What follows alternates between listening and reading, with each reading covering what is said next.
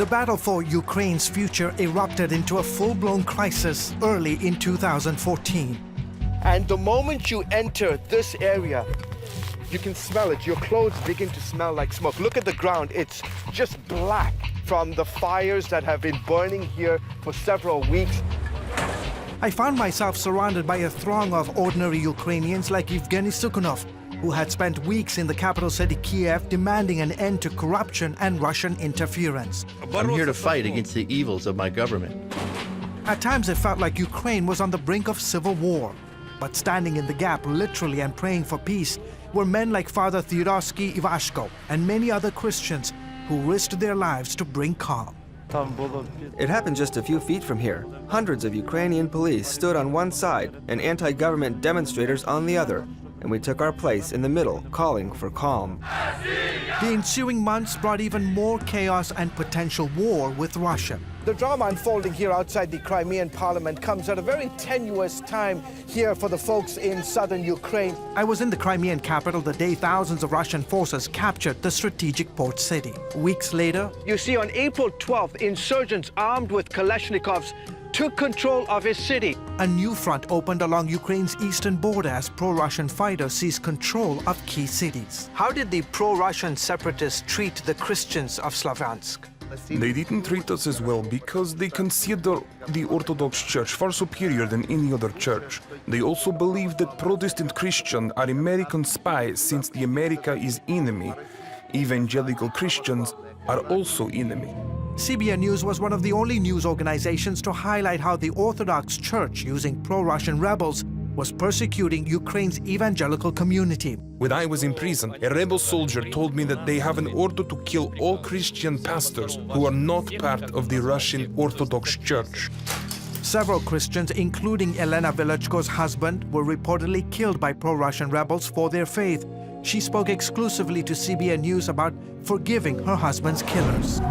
If war in Ukraine wasn't tense enough, here in Jerusalem's old city, Shin Bet, Israel's equivalent of the FBI, is for the next 3 days on high alert. The summer of 2014 found me in the thick of the Israel-Hamas war, reporting on the conflict from the Gaza Strip. This is what's left of one of two minarets that used to stand tall here along the Gaza Strip, not too far from the Mediterranean. It was a major mosque. It was apparently hit by 7 Israeli missiles.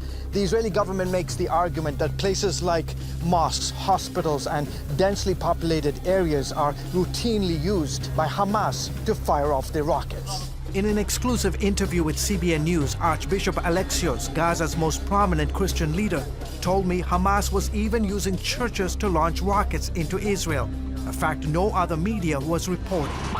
From the Gaza front lines, the key to fighting this deadly disease, awareness and prevention.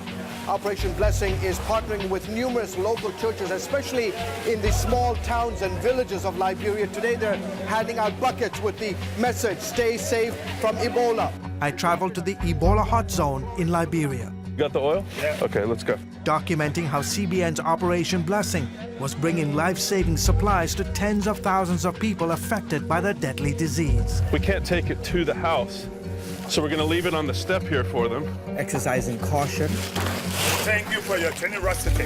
Of course, brother. We are in appreciation. Yeah, we understand. Highly appreciated and knowledgeable of your generosity.